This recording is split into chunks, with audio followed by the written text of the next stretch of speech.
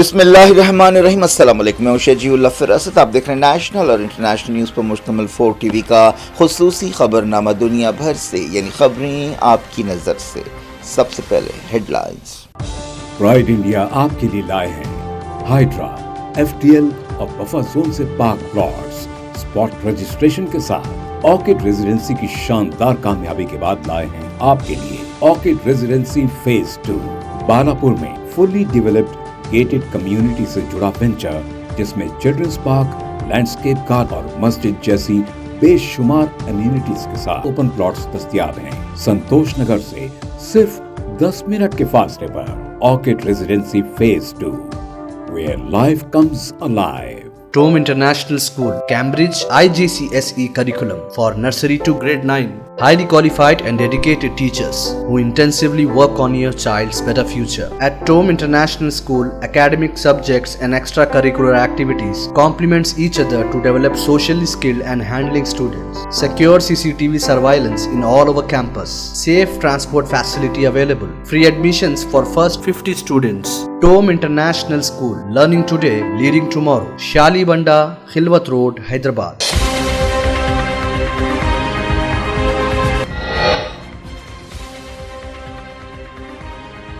غازہ میں گولیوں اور بموں کے ساتھ بھوک سے موتیں بھی معمول بننے لگیں۔ 72 گھنٹوں میں 21 بچوں کا انتقال۔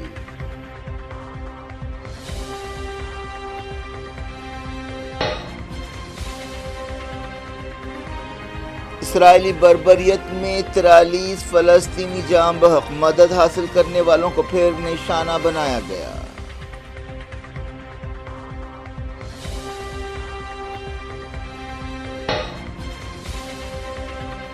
غازہ میں اسرائیل کا ریزرو سپاہی ہلاک، زمینی آپریشن میں مرنے والے فوجیوں کی تعداد 456 ہو گئی۔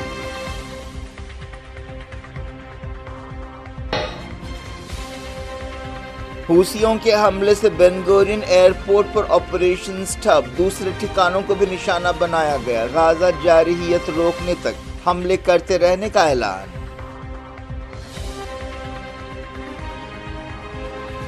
رشیا نے ایران کے شہید ڈرونز کو دیا نیا نام، امن کوششوں پر 4 شنبے کو استنبول میں ہوگا بات چیت کا نیا دور۔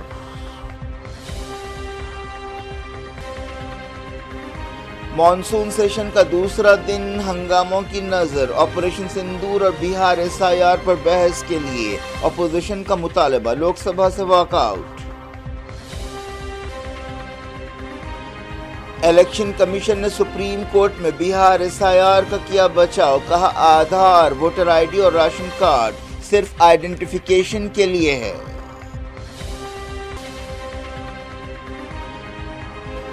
جگدیپ دھنکر نے استعفیٰ کیوں دیا؟ جتنے منہ اتنی باتیں، کیا جسٹس ورما کے خلاف امپیچمنٹ موشن قبول کرنا مہنگا پڑا؟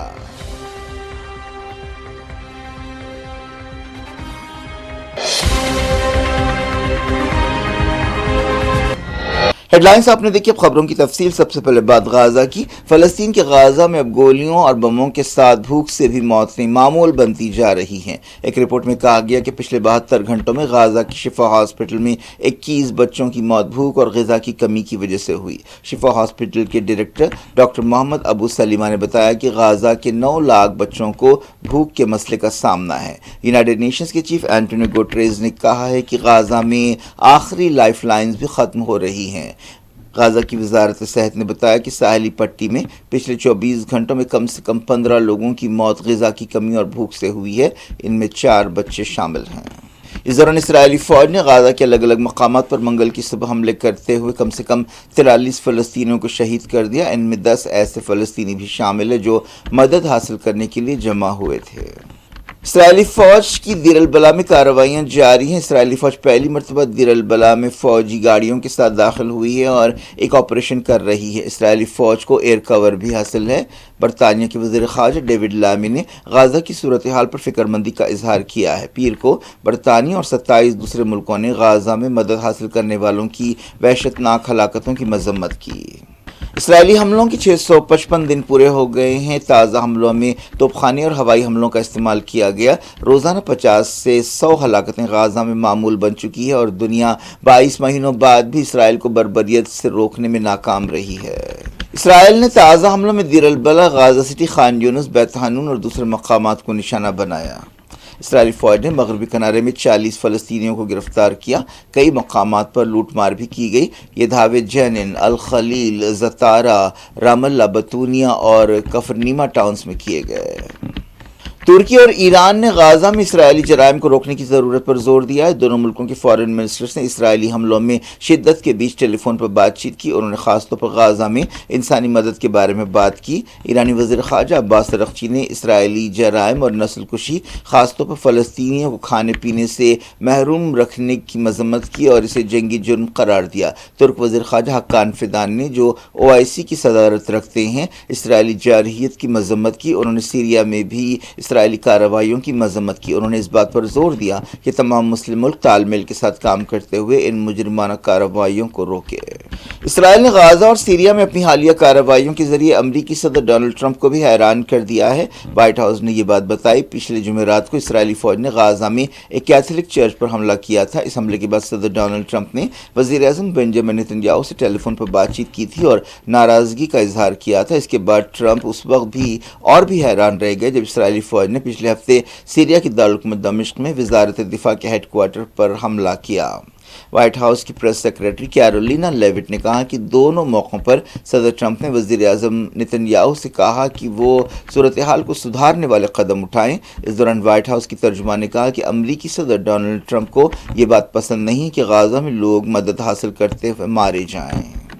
غازہ میں تازہ لڑائی کے دوران اسرائیل کا ایک ریزرو سپاہی مارا گیا. اسرائیلی فوج نے اس ہلاکت کی تصدیق کی ہے. یہ واقعہ دیر البلح کے قریب پیش آیا. مارے گئے اسرائیلی سپاہی کی پہچان 5ویں بریگیڈ کے ایک ریزرو سپاہی کی حیثیت سے کی گئی جس کی عمر 36 سال بتائی گئی ہے.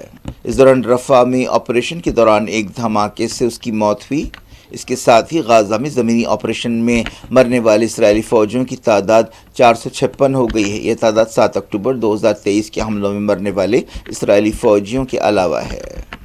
غازہ جنگ بندی کے بارے میں سست رفتاری سے بات چیت جاری ہے. سورسز نے بتایا کہ حماس کی طرف سے بات چیت میں حصہ لینے والے عہدیداروں کو اپنی لیڈرشپ تک پہنچنے میں مشکلات پیش آ رہی ہیں. بعض معاملات کی وجہ سے بات چیت رکی ہوئی ہے. ان میں جنگ کے بعد غازہ سے اسرائیلی سپاہیوں کی واپسی کا مسئلہ بھی شامل ہے. یمن کے حوثیوں نے اسرائیل کے بن گورین ایئرپورٹ کو فلسطین 2 ہائپرسونک میزائل سے نشانہ بنایا. حوثی اسرائیل کے لیے درد سر بن چکے ہیں. وقفے سے حوثی بن گورین ایئرپورٹ اور دوسرے اہم مقامات پر حملے کر رہے ہیں. یمنی فوج کے ترجمان بریگیڈیئر جنرل یحییٰ سری نے ایک بیان میں کہا کہ ہمارے آپریشنز جاری ہیں. یہ آپریشنز اس وقت تک جاری رہیں گے جب تک اسرائیل غازہ میں جارحیت ختم نہیں کرتا. یمنی فوج کے حملوں سے تل ابیب ایئرپورٹ پر آپریشنز متاثر ہوئے. اس دوران انٹرنیشنل میڈیا کی خبروں میں کہا گیا کہ یمنیوں نے اسرائیل کے 5 اہم ٹارگٹس پر وار کیا. ان میں جفا کا ایک فوجی ٹھکانہ، ایلات بندرگاہ، رامون ایئرپورٹ اور اشدود کا ایک اہم مقام شامل ہے. اس دوران اسرائیلی فوج نے دعویٰ کیا کہ اس نے حوثیوں کے میزائل کو مار گرایا. اس میزائل حملے کی وجہ سے سینٹرل اسرائیل میں کئی جگہ سائرن کی آوازیں گونجنے لگیں. سب سے پہلے بات کرتے ہیں یوکرین کی. رشیا نے یوکرین میں ایران کے شہید ڈرونز کا استعمال بڑھا دیا ہے. یوکرین رشیا جنگ کے دوران ایران کے شہید ڈرونز کا کثرت سے استعمال کرتا رہا ہے اور ان ڈرونز کا یوکرین میں اہم کردار رہا ہے. اب ایران کے شہید ڈرونز کو رشیا نے ایک نیا نام دیا ہے. اب یہ گیران 2 میزائل سے ڈرونز کہلا رہے ہیں. رشیا اور یوکرین چہارشنبے کو استنبول میں امن بات چیت کا نیا دور رکھیں گے. صدر وولودیمیر زیلنسکی نے یہ بات بتائی. انہوں نے کہا کہ آج میں نے یوکرین سیکیورٹی کونسل کے چیف رستم امروف سے رشیا کے ساتھ میٹنگ کے بارے میں بات چیت کی ہے. دونوں ملک سمجھا جا رہا ہے کہ قیدیوں کا تبادلہ کریں گے. حال ہی میں امریکی صدر ڈونلڈ ٹرمپ نے رشیا کو دھمکی دی تھی کہ وہ 50 دنوں کے اندر جنگ بندی کرے ورنہ رشیا کے خلاف نئی پابندیاں لگائی جائیں گی. لیکن منگل کو ماسکو نے کہا کہ اسے تازہ بات چیت کے نتیجے میں کسی کرشمے کی امید نہیں ہے. امریکہ نے یہ بھی دھمکی دی ہے کہ 50 دنوں میں جنگ بندی نہ ہونے کی صورت میں رشیا کے ساتھ ٹریڈ کرنے والے ملکوں پر بھی ٹیرف لگایا جائے گا جس سے انڈیا بھی متاثر ہو سکتا ہے. एक्टर मालकम जमाल वार्नर की एक हादसे की वजह से मौत हो गई है। जो फिल्म द कॉस्बी शो में अपने रोल की वजह से जाने जाते हैं, उनकी उम्र 54 साल थी। खबरों में कहा गया कि वो कोस्टारिका के साहिल पर एक ताकतवर समंदरी मौज की वजह से डूब गए। रेस्क्यू वर्कर्स ने इस हादसे के बाद उनकी लाश बरामद कर ली। पार्लियामेंट के मानसून सेशन का दूसरा दिन हंगामों की नजर हो गया। अपोजिशन अरकान ने मुसलसल गड़बड़ की, जिसकी वजह से दूसरे दिन भी लोकसभा और राज्यसभा की कार्रवाई मुलतवी कर दी गई। अपोजिशन पार्टियां ऑपरेशन सिंदूर और बिहार एसआईआर पर बहस का मुतालबा कर रही थीं। लोकसभा और राज्यसभा दोनों ऐवानों में गड़बड़ देखी गई। Congress, DMK, RJD, Samajwadi party और दूसरी जमातों ने ऑपरेशन सिंदूर, बिहार एसआईआर और दूसरे मामलात उठाने की कोशिश की।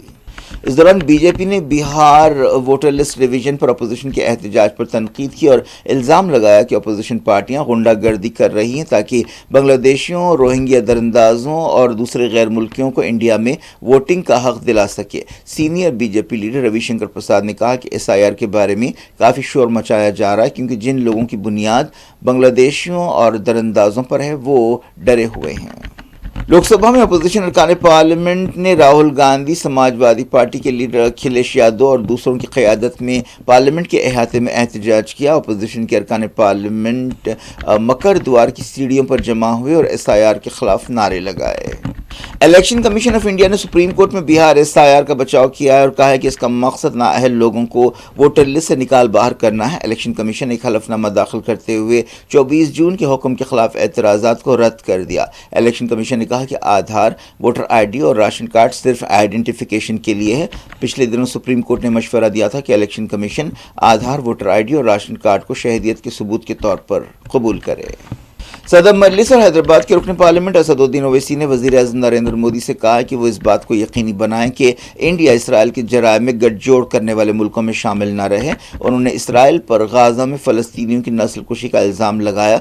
एक्स पर एक पोस्ट में हैदराबाद के रुकन पार्लियामेंट ने कहा कि इंडिया ने हमेशा फ़लस्तीन की तायद की है और इसराइल के नस्ली इम्तियाज़ की मुखालफत की है। ओवैसी ने कहा कि इसराइल फ़लस्तीनियों की नस्ल कुशी कर रहा है। होलोकॉस्ट में नस्ल कुशी छुपी हुई थी, लेकिन यहाँ दुनिया के सामने नस्ल कुशी हो रही है। अगला नायब सदर कौन होगा, इस ताल्लुक से कयास आराइयां शुरू हो गई हैं। जगदीप धनकर ने एक दिन पहले नायब सदर की हैसियत से इस्तीफा दे दिया था।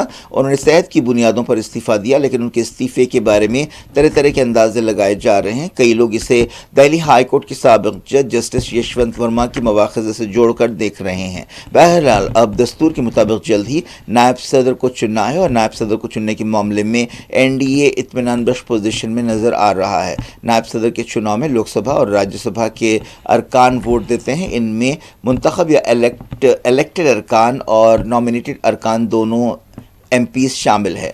लोकसभा और राज्यसभा दोनों ऐवानों में एनडीए को मेजॉरिटी हासिल है। जगदीप धनकर ने 2022 में अपोजिशन उम्मीदवार मार्गरेट अल्वा को शिकस्त दी थी और वेंकैया नायडू की जगह नायब सदर बने थे। इस दौरान अपोजिशन ने जगदीप धनकर के इस्तीफे पर कई सवाल उठाए हैं। धनकर इंडिया के 14वें नायब सदर थे। उन्होंने एक दिन पहले ही पार्लियामेंट के मानसून सेशन के पहले दिन इस्तीफे का ऐलान किया। इस दौरान कांग्रेस के इमरान मसूद ने कहा कि जगदीप धनकर पूरे दिन कल सरगर्म रहे। ऐसा नज़र नहीं आ रहा था कि उन्होंने सेहत की बुनियादों पर इस्तीफ़ा दिया है। दाल में कुछ काला है। कांग्रेस के राज्यसभा रुकन पार्लियामेंट अखिलेश प्रसाद सिंह ने इसे राज्यसभा और सियासत के लिए हैरानकुन और अफसोसनाक करार दिया। आज़ाद रुकन पार्लियामेंट पप्पू यादव ने इल्ज़ाम लगाया कि बीजेपी ने जगदीप धनकर को इस्तीफ़े के लिए मजबूर किया। सोर्सेस की माने तो जस्टिस वर्मा के मवाख़िज़े के लिए अपोजिशन की तहरीक को कबूल करने से मरकज़ के मंसूबे मुतासर हुए और यही जगदीप धनकर के इस्तीफ़े की वजह है। नायब सदर ने पीर की रात 9:25 पर एक्स पर अपने इस्तीफ़े का ऐलान किया और सदर जमहूरिया द्रौपदी मुर्मू को लिखे गए ख़त को शेयर किया। वज़ीर-ए-आज़म नरेंद्र मोदी ने मंगल को जगदीप धनकर की अच्छी सेहत के लिए नेक तमन्नाओं का इजहार किया और कहा कि उन्होंने अलग अलग हैसियतों से मुल्क की खिदमत की है। तेलंगाना के सूर्यापेट में नामालूम लोगों ने एक ज्वेलरी शॉप से 18 किलो सोना और 22 लाख रुपए की नकद रकम लूट ली है। यह वाक़या 20 जुलाई की सुबह पेश आया और अब मंजर आम पर आया है। ये चोरी इंतहाई मनसूबाबंद तरीके से की गई, जिससे पूरा शहर सकते में है। पुलिस ने बताया कि चोर इमारत के पिछले हिस्से के बाथरूम से ज्वेलरी स्टोर में दाखिल हुए। उन्होंने गैस कटर का इस्तेमाल किया और इमारत में दाखिल हुए। शुरुआती छानबीन में इशारा मिलता है कि एक पेशावर टोली इस जुर्म के लिए जिम्मेदार है। पुलिस तहकीकात कर रही है।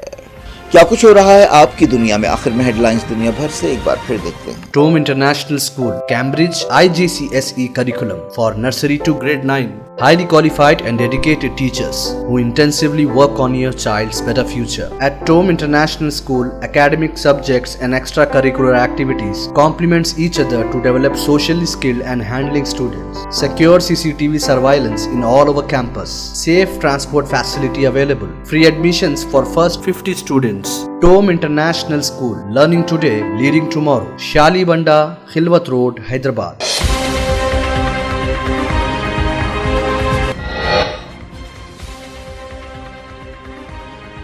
गाजा में गोलियों और बमों के साथ भूख से मौतें भी मामूल बनने लगी। 72 घंटों में 21 बच्चों का इंतकाल।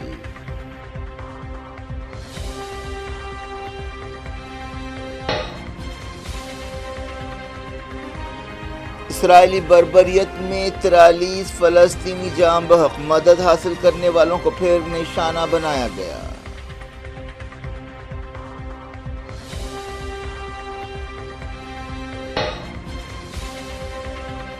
गाजा में इसराइल का रिजर्व सिपाही हलाक। जमीनी ऑपरेशन में मरने वाले फौजियों की तादाद 456 हो गई।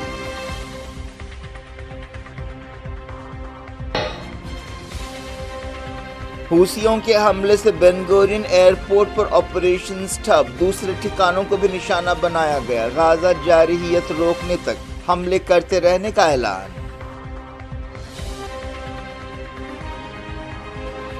रशिया ने ईरान के शहीद ड्रोन्स को दिया नया नाम। अमन कोशिशों पर 4 शंबे को इस्तंबुल में होगा बातचीत का नया दौर।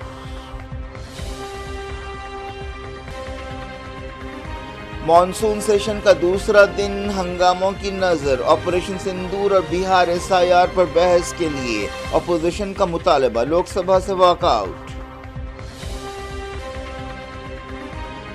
इलेक्शन कमीशन ने सुप्रीम कोर्ट में बिहार एसआईआर का किया बचाव। कहा आधार, वोटर आईडी और राशन कार्ड सिर्फ आइडेंटिफिकेशन के लिए है।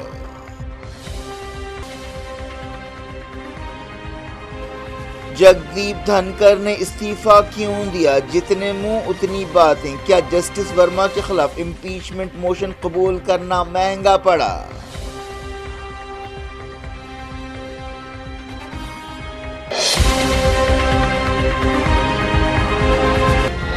ये थी आज की खबरें। शेजुल अफरासत को दें इजाजत और अपना बेहद ख्याल रखें। अल्लाह हाफिज।